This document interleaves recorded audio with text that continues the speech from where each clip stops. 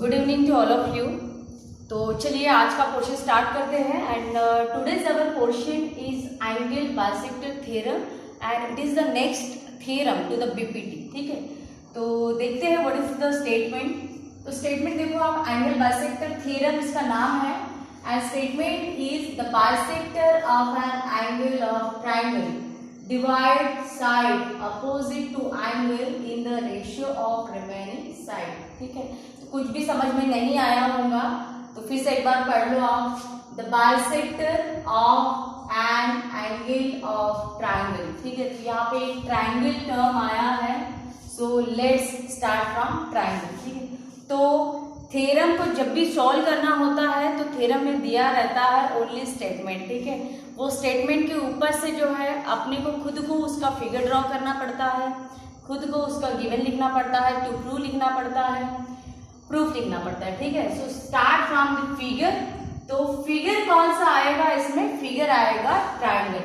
So first draw triangle. So I am drawing here one triangle and suppose triangle is ABC.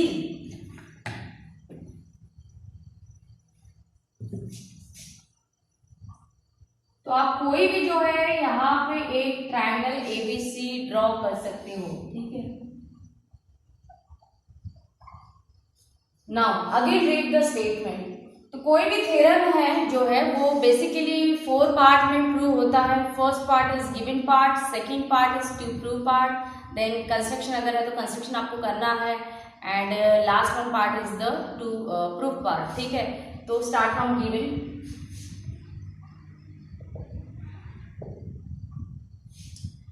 तो कल जो BPT वाला statement था उसमें 2 कीवर्ड थे, इफ एंड देन। तो मैंने बताया था कि if to then it is the given part and then to last part is the to prove part. मगर ये जो स्टेटमेंट आपको दिया है यहाँ पे कहीं पे भी इफ एंड देन नहीं है, तो इसको पहले अच्छे से आप पढ़ लो and then decide what is the given part and what is the to prove part. ठीक है, तो स्टेटमेंट फिर से मैं पढ़ रही हूँ यहाँ पे। The bisector of an angle of triangle. तो bisector of an angle of triangle, तो कोई भी एक एंगल का, जो ट्रायंगल में कितने एंगल होते हैं? Total 3 angles. तो कोई भी एक एंगल का बाइसेक्टर, तो एंगल बाइसेक्टर आपको दिया है। So I am taking here angle bisector AD। ठीक है, this AD bisect the angle A।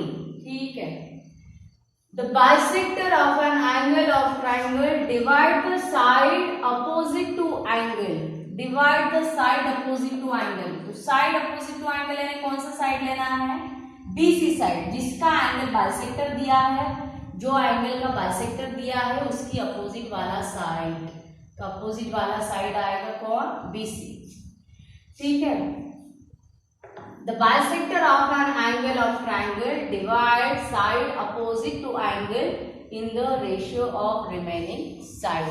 इसका मतलब क्या है कि अगर ट्रायंगल में कोई भी एक एंगल का बाइसेक्टर आपको दिया है, जैसे कि ये फिगर में मैंने एंगल A का एंगल बाइसेक्टर लिया है AD, तो वो एंगल बाइसेक्टर क्या करेगा? Bisector divide side opposite to angle. तो ये जो बाइसेक्टर है ये side opposite to angle, side opposite to angle कौन है? BC। इसको जो है कौन सी रेशियो में डिवाइड करेगा? Divide the side opposite to angle in the ratio of remaining sides. ठीक है, तो ये जो AD है ये BC को डिवाइड करेगा in the ratio of remaining sides. तो रिमेनिंग साइड आप अगर BC को छोड़ते हो then remaining sides are AB and AC। यानी आपको ये प्रूव करना है कि दिस जो एंगल बाइसेक्टर की वजह से फॉर्म हुआ ratio BD upon DC, that ratio angle form by the angle bisector is equal to the ratio of remaining 2 sides. So 2 sides, तो 2 साइड कौन सी लेना है आपको? बेस को छोड़ के रिमेनिंग 2 साइड लेना है। ठीक है, तो यहाँ पे दिया है आपको ट्रायंगल एंड ट्रायंगल के कोई भी एक एंगल का बाइसेक्टर। तो गिवन में वही लिखना है कि in triangle ABC AD is a angle bisector of angle A. बस इतना दिया है आपको। So start from given, I am writing here given. तो गिवन आएगा in triangle ABC AD is angle bisector of angle A। ठीक है, उसके बाद में क्या लेना है, टू प्रूव लिखना है।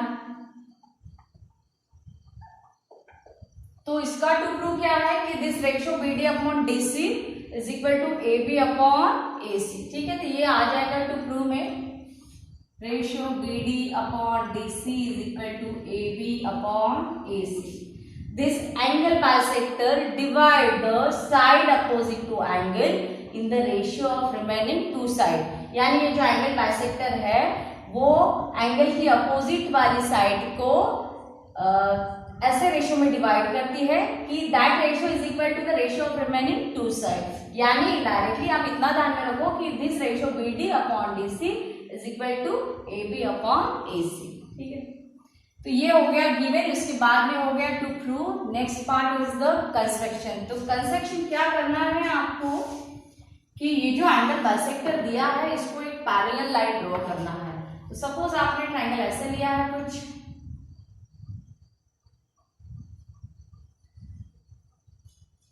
Suppose this is your bisector, angle bisector, तो आपको पैरेलल ऐसे आएगा।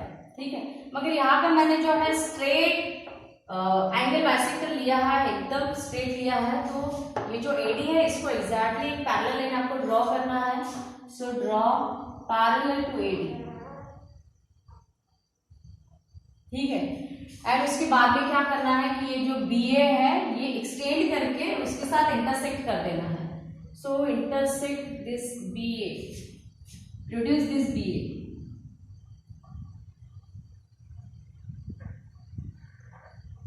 सो दिस इज अवर फिगर। ठीक है, तो यहाँ पे क्या करना है कि जो भी कंस्ट्रक्शन किया है आप उसको जो है डॉटेड से बताओ ताकि पहचान में आए कि it is a part of construction. So this point is suppose M and this is construction. So show by dotted line this AM is also produce part, extended part. So show by dotted lines. ठीक है, तो what is the construction? Construction क्या किया है कि AD draw CM is parallel to AD. It is a construction, तो इसको आप कंस्ट्रक्शन में लिखो।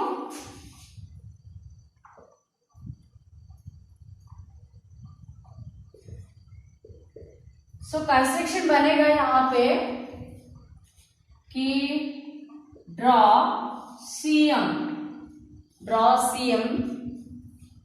Parallel to AD। ठीक है, थ्रू कौन सी पॉइंट में से आपका CM यहाँ पे पैरेलल ड्रॉ किया है? Through the point C। यहाँ पे आएगा थ्रू पॉइंट C।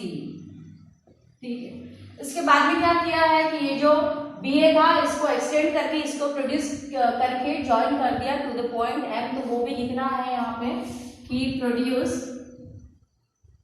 और optionally you can use the extend produce BA लिखना है, AB नहीं लिखना है। अगर AB लिखोगे तो वो यहाँ पे एक्सटेंड हो जाएगा, ये डायरेक्शन में एक्सटेंड हो जाएगा, तो लिखना आपको BA है।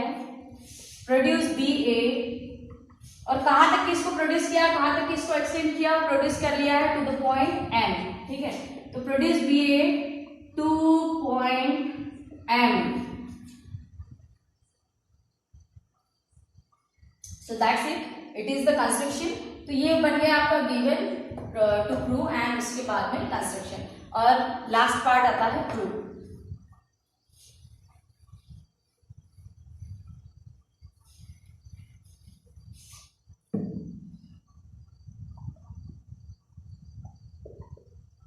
टू प्रूव जो है मैं यहाँ पे लिख रही हूँ कि BD upon DC is equal to AB upon AC। ये आपको प्रूव करना है, एंड इसके बाद में प्रूफ। तो मैं सिंपली यहाँ पे बता देती हूँ कि ये कैसे प्रूव होने वाला है। देखो, इसका पहले वाला थ्योरम अपन ने पढ़ा था BPT, and what is the statement of BPT का स्टेटमेंट क्या था कि अगर कोई भी एक ट्रायंगल है and in a triangle if line is parallel to the one of the side, अगर ये ट्राइंगल एबीसी है एंड ये ट्राइंगल एबीसी में अगर डी पैरेलल है किसके साथ, बीसी के साथ, then this ratio AD upon DB is equal to ratio A upon EC. It is the statement of BPT. ये बीपीटी का स्टेटमेंट है कि if line D is parallel to BC then ratio AD upon DB is equal to ratio A upon EC. तो BPT सबसे पहले इसमें use करना है. तो बीपीटी तभी यूज होता है जब ट्रायंगल में कोई भी एक साइड को लाइन दिया हो पैरेलल. या आप जो है यहाँ पे consider the triangle BMC, consider this triangle BMC. तो आप जो ये होल ट्रायंगल जब कंसीडर करोगे, so this AD is parallel to CM. AD जो है किसको पैरेलल है, सीएम को, यानी ये ट्रायंगल ऐसा बनेगा.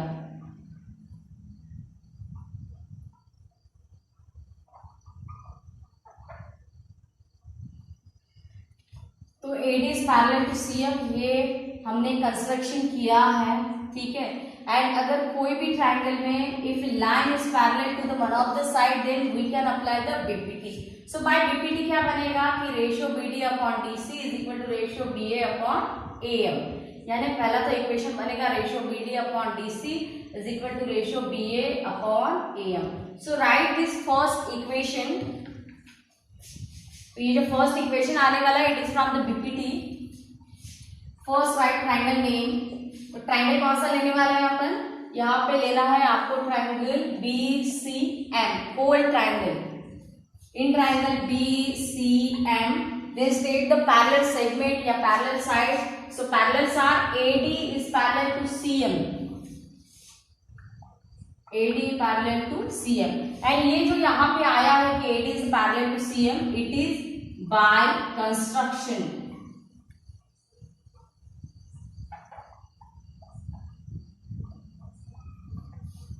ठीक है. And then apply BPT. So by BPT क्या होगा, बाय बीपीटी, बीपीटी का लॉन्ग फॉर्म क्या है, basic proportionality theorem.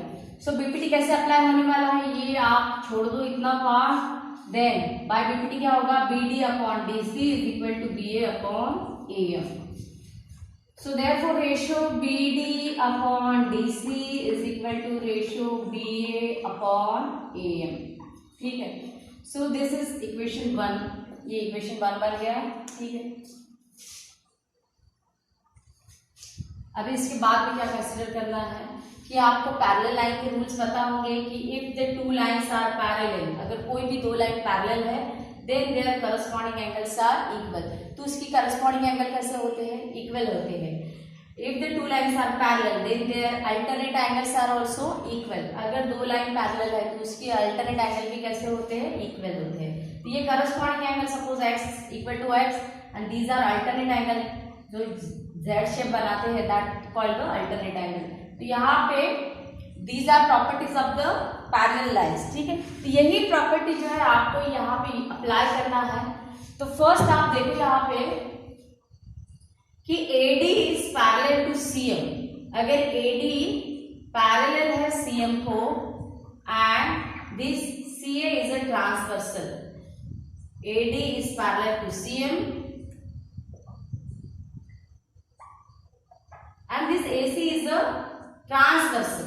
Then this AD and CM form the Z shape with the transversal.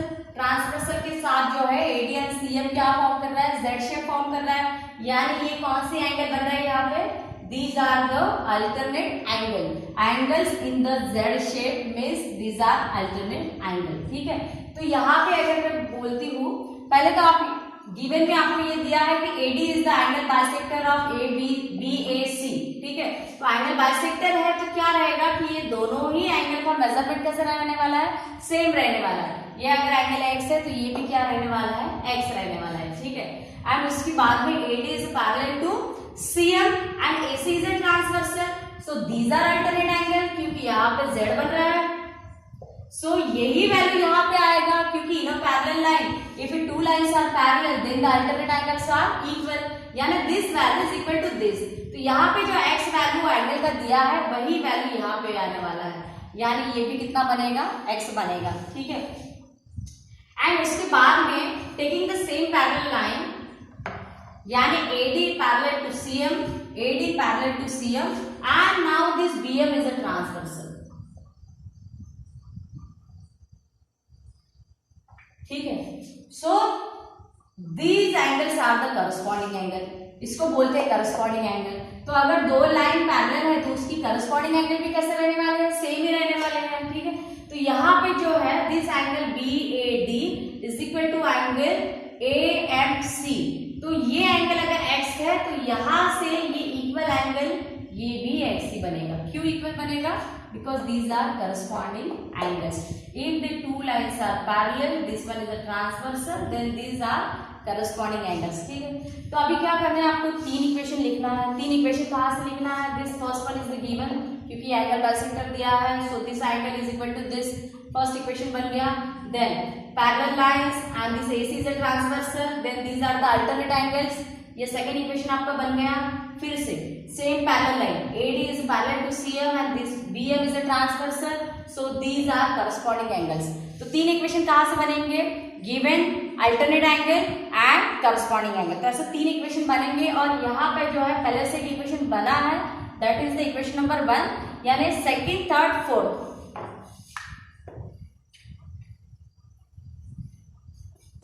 So write second equation.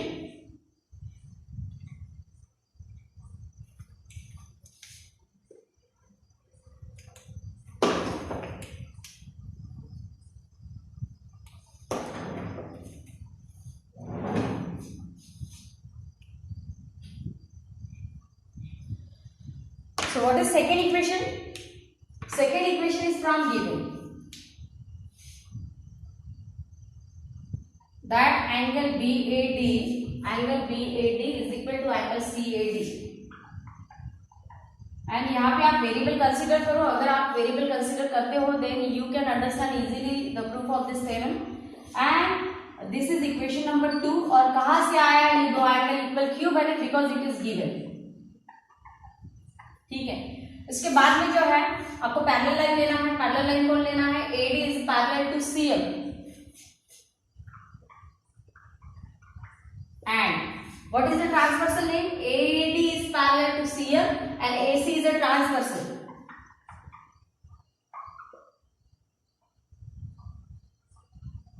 ठीक है, so therefore अगर आपने AC transversal ले लिया, so these are alternate angles। तो just write the name of alternate angles। So this one angle we wrote here CAD as a CAD, तो वही आपको नाम लिखना है एंगल CAD। और एंगल CAD के साथ उसका अल्टरनेट एंगल कौन आएगा? वो आता है angle ACM। So second angle is angle ACM। ठीक है, मगर यहाँ पे जो है CAD एंगल का पहले से मेजरमेंट अपन ने कितना कंसीडर किया है? x। तो ये अगर x है तो ये angle ACM it is also the x। तो यहाँ पे जो है ACM, CAD is equal to ACM, क्योंकि CAD is already x here, यहाँ पे भी वेरिएबल आएगा x and it is equation number 3। ठीक है, एंड ये कहाँ से आया? These are alternate angles.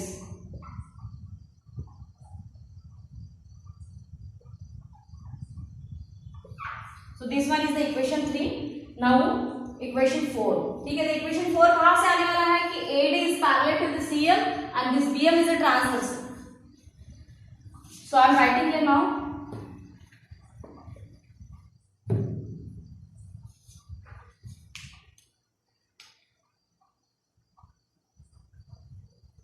AD is parallel to CM and BM is a transversal।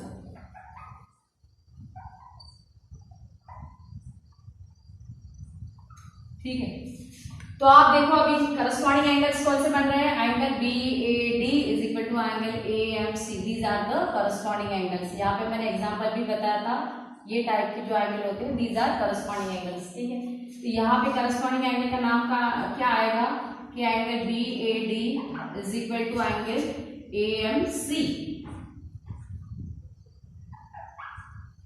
And what is reason? corresponding angles। ठीक है, and this one is the equation number 4। तो equation 1 हो गया, 2 हो गया, 3 हो गया, 4 हो गया, ठीक है। तो ये इक्वेशन 3, 4 की क्या जरूरत थी अपने को, तो आप this angle is equal to this, these are alternate angle and these are corresponding angle. तो आप अगर वेरिएबल के हिसाब से देखते हो, वेरिएबल के अगर हिसाब से देखते हो तो now consider the triangle AMC।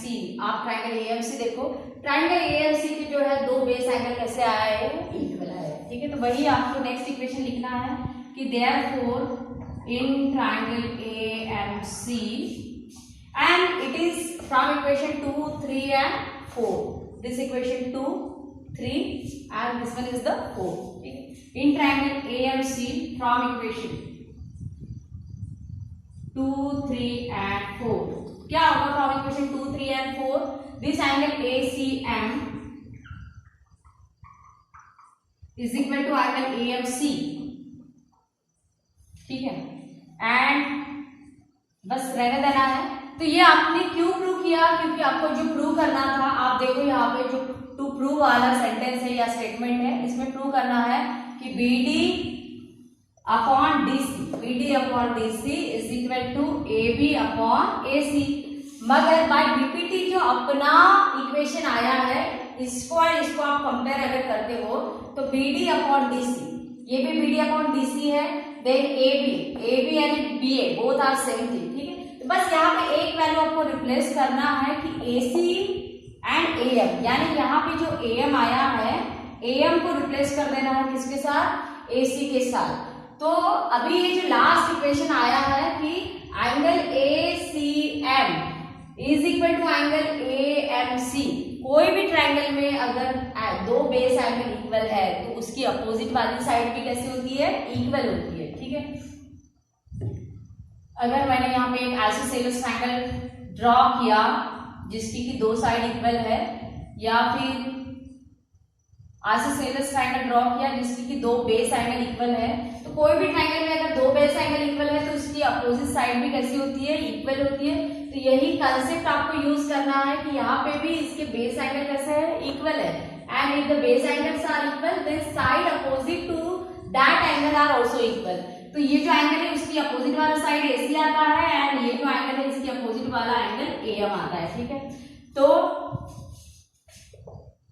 इसके बाद में क्या बनेगा कि ACM, एंगल ACM की अपोजिट वाला side AM and angle AMC इसकी अपोजिट वाला साइड इज AC, ठीक है। तो ये कौन सा थ्योरम है कि in a triangle if the base angles are equal then side opposite to them are also equal, it is the converse of isosceles triangle theorem. तो यहाँ पे आपको रीजन लिखना है, by converse of isosceles triangles. तो geometry में ये बहुत जरूरी होता है कि जो भी आप स्टेप लिखो उसके लिए एक प्रॉपर रीजन होना बहुत जरूरी है। हर एक स्टेप के लिए जो है आपको रीजन देना पड़ता है, ठीक है। तो फाइनली हो गया अपना काम। कहाँ से स्टार्ट किया था from the triangle BMC। Triangle BMC में AD पैरेलल है CM के साथ, AD पैरेलल है CM के साथ, एंड अगर पैरेलल लाइन है कोई भी ट्रायंगल में then we can apply the BPT। यहाँ पे पहला जो इक्वेशन अपन ने लिखा it is from the BPT। तो BPT से इक्वेशन क्या मिला कि ratio BD upon DC is equal to ratio BA upon AM, ठीक है। So this one is the first equation, इसको इक्वेशन 1 दिया। Then this AD is angle bisector, angle bisector आपको दिया था that's why this angle is equal to this. तो यहाँ पे मैंने वेरिएबल लिया x, तो ये बन गया आपका इक्वेशन 2। उसके बाद में AD is parallel to CM, ये अपन ने कंस्ट्रक्शन किया था, and AC is a transversal, so these are alternate angles. तो ये बन गया आपका इक्वेशन नंबर 3। उसके बाद में AD is parallel to CM and this BM is a transversal, so these are corresponding angles, ठीक है। तो ये बन गया आपका इक्वेशन 4। तो इक्वेशन 1, 2, 3, 4 बहुत इंपॉर्टेंट है इसमें। And then next what, conclusion from the equation 2, 3 and 4, ठीक है। तो फाइनल कंक्लूजन क्या निकाला अपन ने कि this angle ACM is equal to angle AMC and कोई भी ट्राइंगल में अगर बेस एंगल्स आर इक्वल, कोई भी ट्राइंगल में अगर बेस एंगल इक्वल है तो उसकी अपोजिट वाली साइड भी कैसी होती है, इक्वल। यानी फाइनली अपन ने ये प्रूव कर दिया कि AM किसके साथ इक्वल है, AC के साथ। एंड यही वैल्यू जो है आपको इक्वेशन 1 में पुट करना है, put in the equation 1। So ये जो इक्वेशन 1 था, BD upon DC is equal to, we can write this BA as a AB, क्योंकि 2 में अपन ने AB लिखा है, ठीक है। एंड फाइनली अपने को AC होना है, मगर यहाँ पे AM है तो वो भी अपन ने प्रूव करके रखा है कि AM वैल्यू जो है किसके साथ इक्वल है, AC के साथ। So now we can replace this AM by the AC, ठीक है। सो यहाँ पे ये हो गया प्रूव, हेंस प्रूव। तो आई होप कि आपको ये पूरा प्रूफ समझ में आया होगा। तो स्टेप बाय स्टेप आप इसको करके देखो, आपको समझ में आ जाएगा।